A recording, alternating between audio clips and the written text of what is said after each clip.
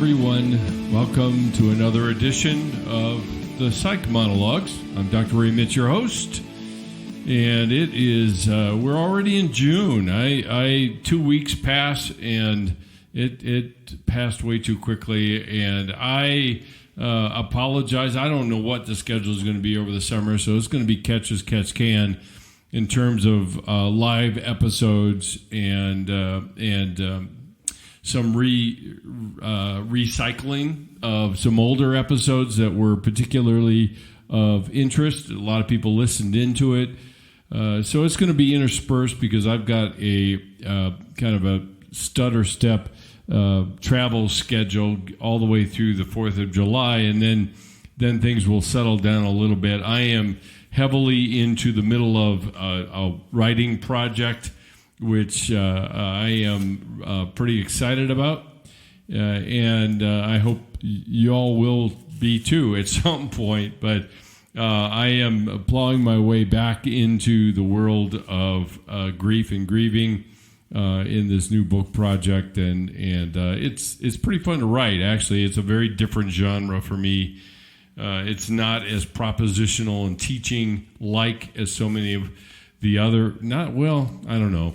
A lot of my other books that I've written have been propositional in nature, I suppose.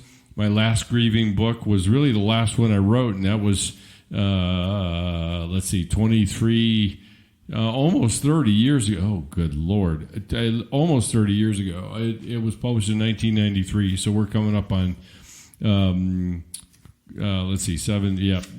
years. That's it. So anyway, that's the grieving the loss of someone you love, and this one actually is going to be a deeper exploration of a model of grief that I've been developing for quite some time, and it's not going to be a teaching thing. It's going to be a walking thing, if you will, and that's about all I can say about it. So it will be forthcoming soon enough. But I spent the week last week. And the week even before that, diving in and getting accustomed to the water, trying to figure out how to do this well, and we'll see where God takes it. It's been very much of a collaborative effort with me and God to guide my thoughts into painting a picture of what walking through grief is like. So anyway, what you have listened, have tuned into, not whether you intentionally did so or not, is the Psych Monologues. And it's a podcast to explore the intersection of faith, psychology, and spiritual formation. And I will tell you that coming up, we've got a couple different episodes that I think you really will enjoy, very much tied into current events. And I think that will be a fun one or two actually to listen to coming up. And I'll give you a heads up when it's coming. I don't think that I'll be able to sit down with my a guest until after the week of the 12th. So it's going to take a little time, but be patient. And like I said, I'll give you a heads up when it's coming. So pull up a chair, get comfortable, relax, get a cup of tea or coffee or whatever your preferred beverage is. Let's talk about the issues that really matter to you and where you live, what you think, how you feel about living life, not only with yourself, but also with others and Jesus. And generally, the format and the way this thing kind of lays out is I have ongoing conversations. Hang on a second. I got to get a drink of water. Okay. I'm back. So I have ongoing conversations with people throughout the week, even when it's summer. Sometimes it's students, sometimes it's not. And as students eventually turn in, strange way to put it, to turn into people. We don't, you don't refer to them as students anymore. And I get to have the delight of them resurfacing and saying, "Hey, can we still talk?" And generally, my answer is yes, if I can manage it at all.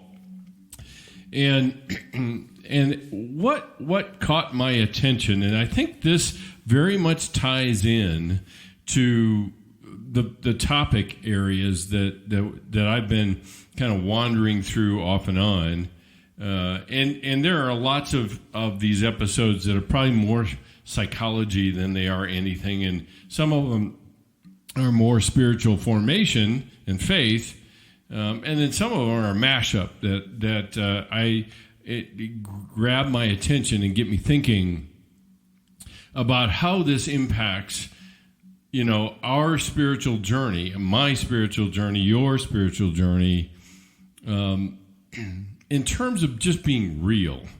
And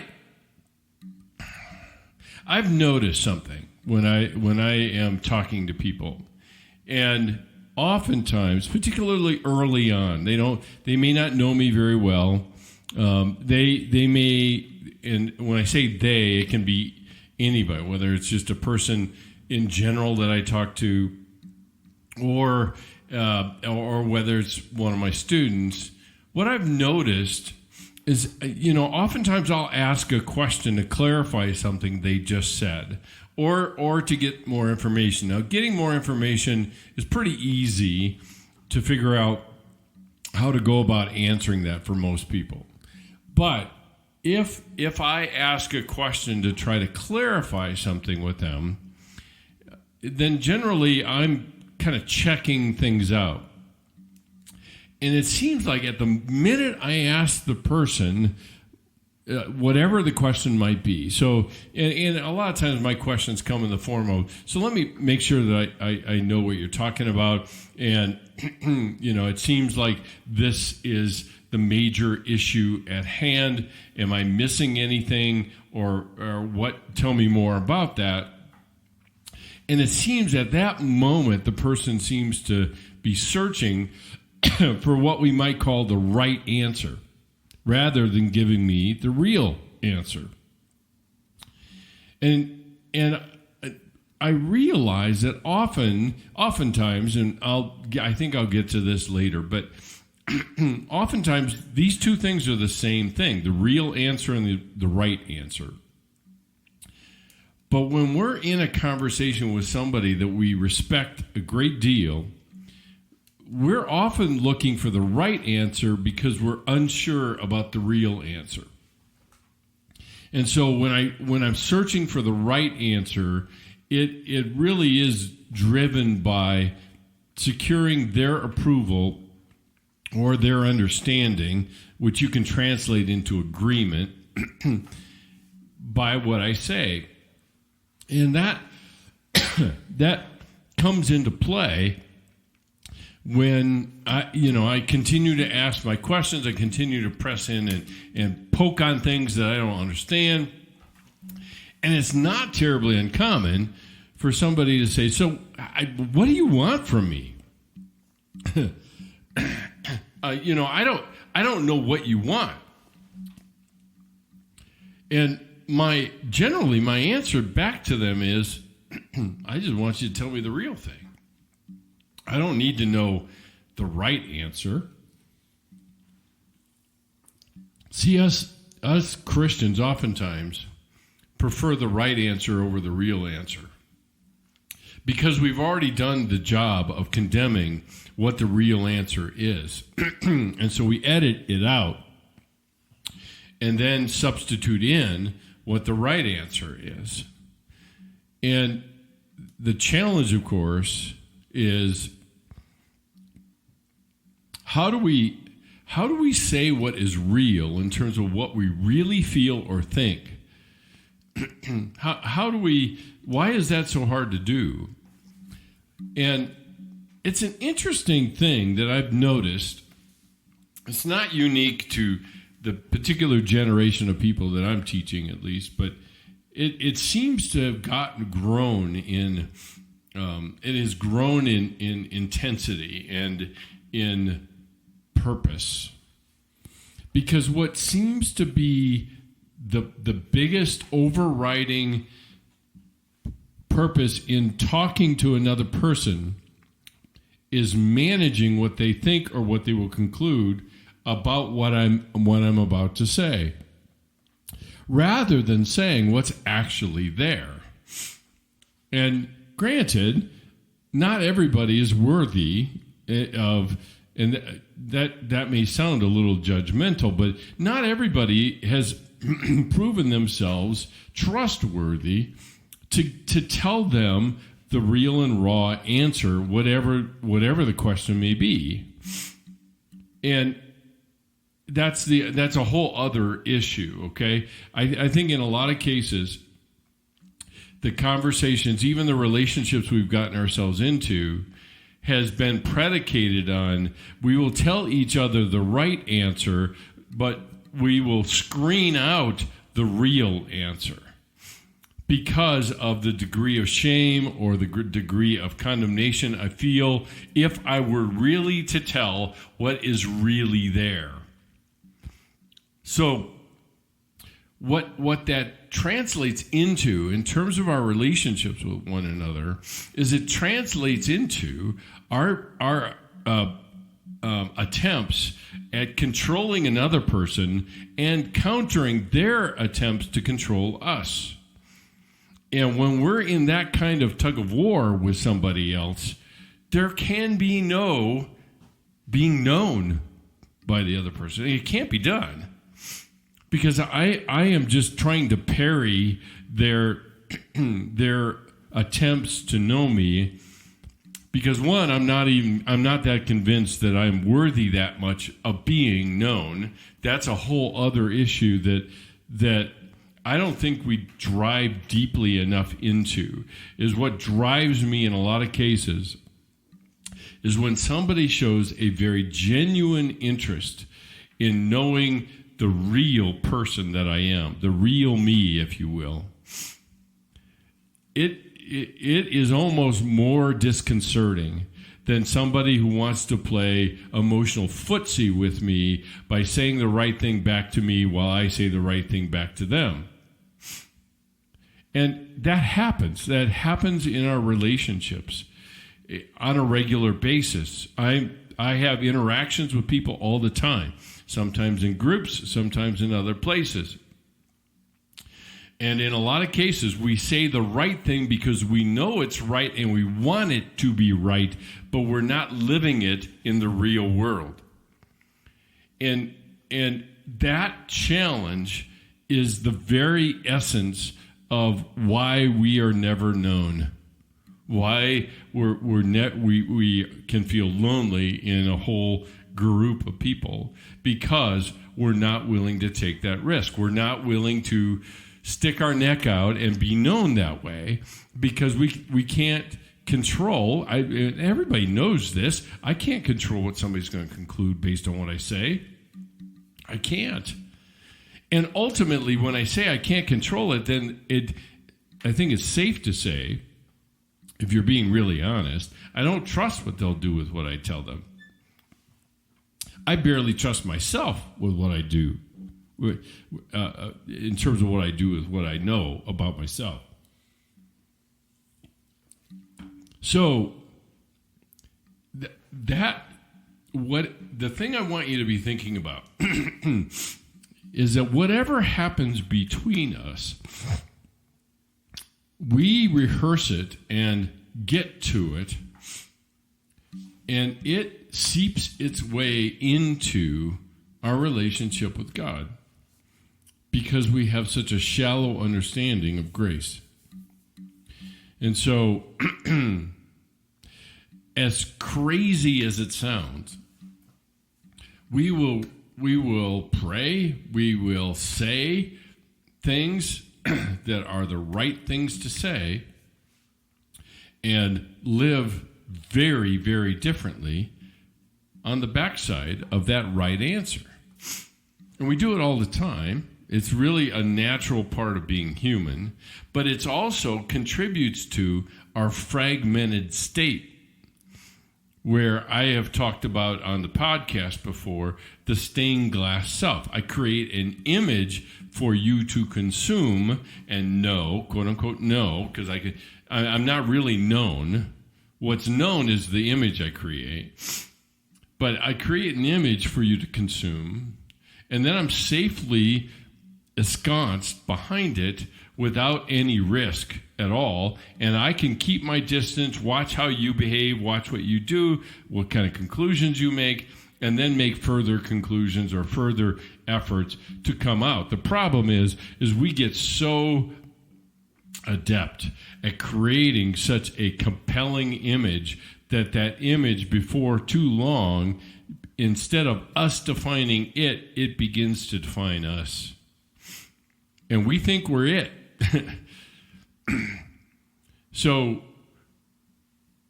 the challenge is how do I move from saying the right thing to saying the real thing, and how do I move in that direction? Because it can be done.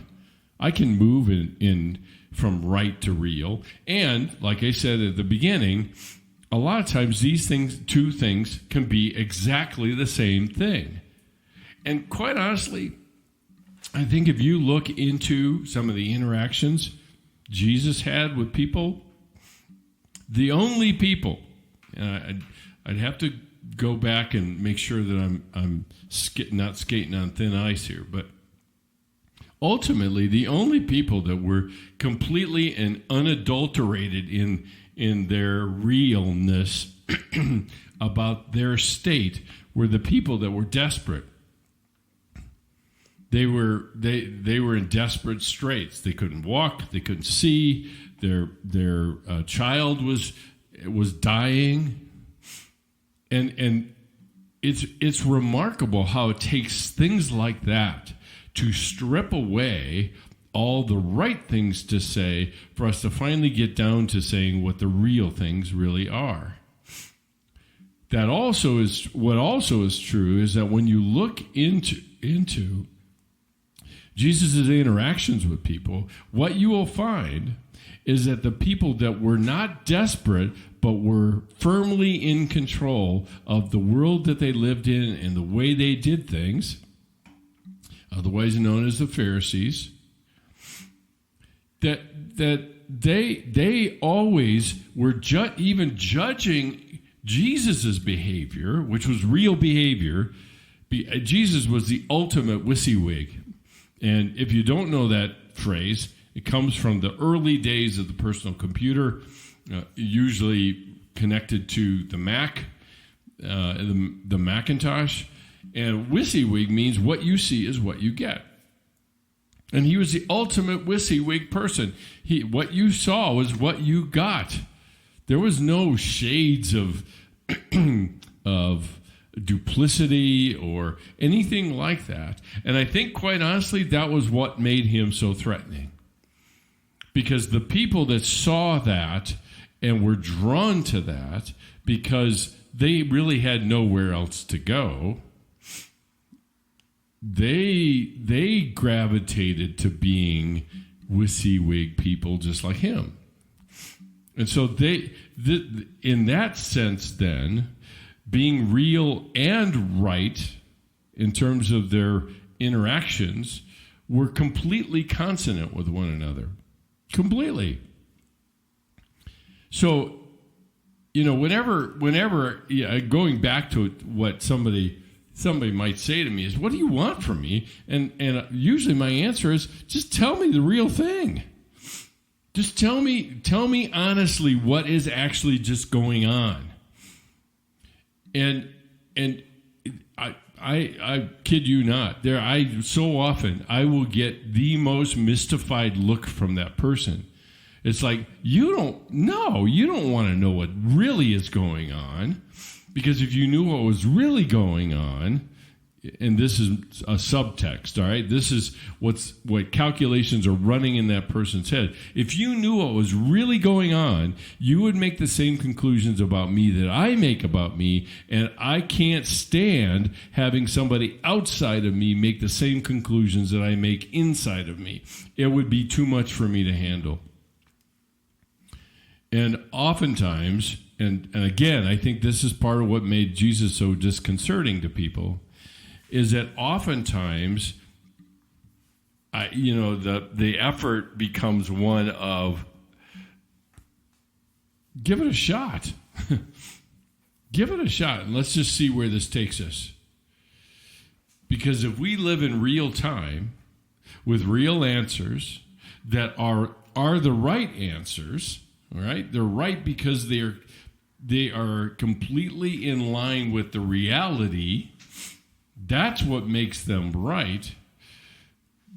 Then we have the chance of being known in the way that we're supposed to be known. I mean, well, in a lot of cases, it's exactly what we long for.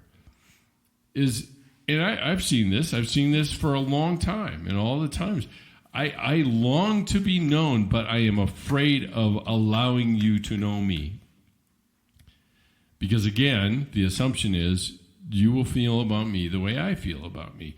And if you don't, then I've got a dilemma on my hands, because either you are just lying to me, and I that would be offensive. I wouldn't want to call you a liar, even though I'm relating to you as if you are, or you're telling me the truth, and now I realize how much I'm lying to myself.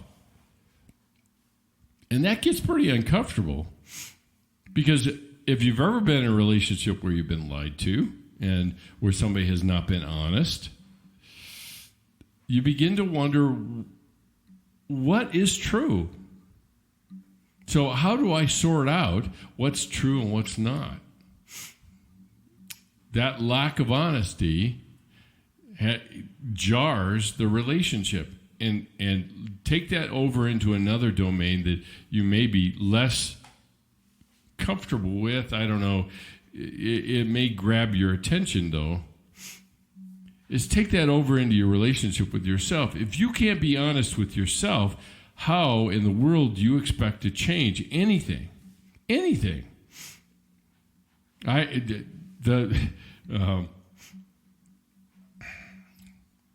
Manning, a spiritual director of mine, once used to say, he said, you can't change what you won't accept. And if I don't accept myself, then I won't change. And unfortunately, we keep using the same tool over and over again, which is shame.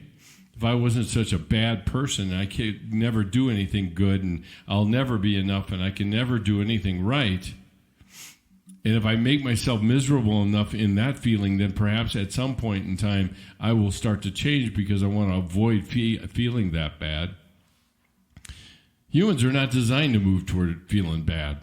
We really aren't. I mean, I don't say that because that makes us selfish or something. It just is. I mean, we spend a good portion of our day, check it out, we spend a good portion of our day managing discomfort or avoiding discomfort. And I'd go even so far to say that in time, at times, and I've talked about this in other podcasts, is that we have an entire generation that's addicted to happiness. Any discomfort at all is intolerable. So if I have to deal with the discomfort of seeing me as I am, then I will cultivate a different image, even to myself. And that's the ultimate source of dishonesty, is being dishonest with myself. Now, we can take it one step farther, and that is into our relationship with God himself. Larry Crabb, the famous author, died a year and a half or so ago, made this comment. He said, God is as real to you as you are with him. And so how willing are we to be real with one another, real with ourselves, and real even with God? Now, the challenge, I think, in a lot of cases is being real with God is we walk into an immediate war between what we believe and how we live. Because behavior or belief is oftentimes separated from behavior. They don't necessarily inform one another. And that's the challenge of spiritual formation anyway, is bringing those in line. living in consonance between my beliefs and my behavior. In psychology, we have people living all the time to such a point that they have gotten inured and numb to the dissonance that goes into living the way they do, saying one thing and doing another. Now, they're very sensitive to it and pointing it out in other people, but they do it on a regular basis, and they get numb to the dissonance that creates and simply kind of push it aside and say it's no big deal and then keep right on going. But there's a cost. There is a cost of living in dissonance like that. And some people have gone so far to say that, and I don't think this is necessarily true of the age we're in. I think it was referred to in the last decade, the 90s, but it was the age of anxiety. And I think some of that is because of our efforts and our commitment to controlling rather than trusting. And again, don't get me wrong, I'm not talking about trusting just anybody. Somebody has I have to exercise enough discernment of somebody's character to figure out if they're worthy of my trust. That's not judging somebody, that's discerning the nature of the person I'm in a relationship with. So, perhaps what we have to consider is how the right thing to say or do is the real thing to say or do. And when somebody asks you, for example, and this is a very trite example, but it happens all the time. And that is, how you doing? and our standard response is fine. How are you? Is that a real answer? No, but it's the right one. I am often reminded whenever I walk down that particular branch of conversation of the story that is told of Teddy Roosevelt, the president. And Teddy Roosevelt was in a receiving line in the White House. He had a variety of dignitaries walking by. And the evening before, he was complaining to his wife about the fact that nobody listens to me. I am the president of the United States, and nobody listens to me. So that particular evening, he whispers to her and says, watch, I can prove my point. So every time somebody came by and greeted him, shook his hand, he leaned over and said, I killed my mother-in-law last night. And the person would look at him and say, oh, that's great, Mr. President. I hope you have a wonderful evening. And they'd go on. And he'd do it again and again and again, and he'd get the same response over and over again. Finally, there was a dignitary that came along. I don't remember what country he was from. And President Roosevelt leaned over, said what he said. I killed my mother-in-law last night. And the man leaned in and looked him in the eye and said, well, I'm sure she probably deserved it. Finally, somebody listened to him, at least enough to fashion a response to what was really there. And that's the challenge we have in our relationships with one another. It is also the challenge we have in our relationship with God. Because we get tired of listening to ourselves complain. And that's the bottom line, right? We get tired of life never seeming going very well. And we kind of run out of our effort or our bandwidth to handle it. And that's understandable. It very much is. And yet, it's not so much a problem to be solved as much as it is a person to be known, namely me, in bringing that before God. Young kids don't think a thing about showing their emotions to the people that they love and who love them. They don't think a thing about it. They don't feel shame. They don't think anything about it. They don't, it's not until later that they start to edit out stuff because of the other people involved, which is unfortunate because they've learned this kind of unfortunate lesson that people are only interested in just so much, and then you wear out your welcome, and you better just say the right thing rather than the real thing. But in the purest sense of the term, they don't think one thing about crying in our presence and showing us the heartfelt hurt that they feel or whatever else they feel. They don't think a thing about it. That's the real thing. And I would add, that is the right thing. Because now they have converged in the relationship thing. And when that happens, something very, very profoundly real happens. And that's the challenge, ultimately, of what we're doing, even in our relationship with God and our development in our journey with Him. So, some food for thought just to start out the summer. I guess June is kind of the unofficial start of summer. Everybody's out of school. Something to think about. If you have questions, if I've brought something up and it triggered a thought, please DM me on Instagram or other platforms. I can be found at the Psych Monologues at Instagram, all lowercase, Facebook Ray.Mitch, and LinkedIn Dr. Mitch. Also hit the website. There will be developments over the summer since me and my team have some time on our hands to do something with it. It will start developing into more and more things. The blog will develop even further. And we hope to develop some kind of means of subscribing so that you'll be notified when something new happens on the website itself. Also, I can't tell you how much I appreciate people that are following me on Spotify, Stitcher, iTunes, Podbean, Amazon Music, iHeartRadio. Please do that more. If there's things I'm talking about that that are refreshing or irritating or whatever, please leave a review, for one, that raises the profile, what we're trying to do here, and also just follow us and follow me and what I'm talking about on this journey of spiritual formation in psychology and faith.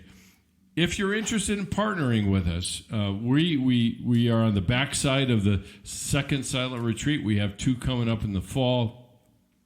We are every bit as in need of donations and support for students participating in a silent retreat. So if you're interested in partnering with us to continue to grow our scholarship fund, making it possible for college students to participate in silent retreats, your gift is tax deductible. You can contribute through the website. At the bottom of the page, there's a Donate Now button.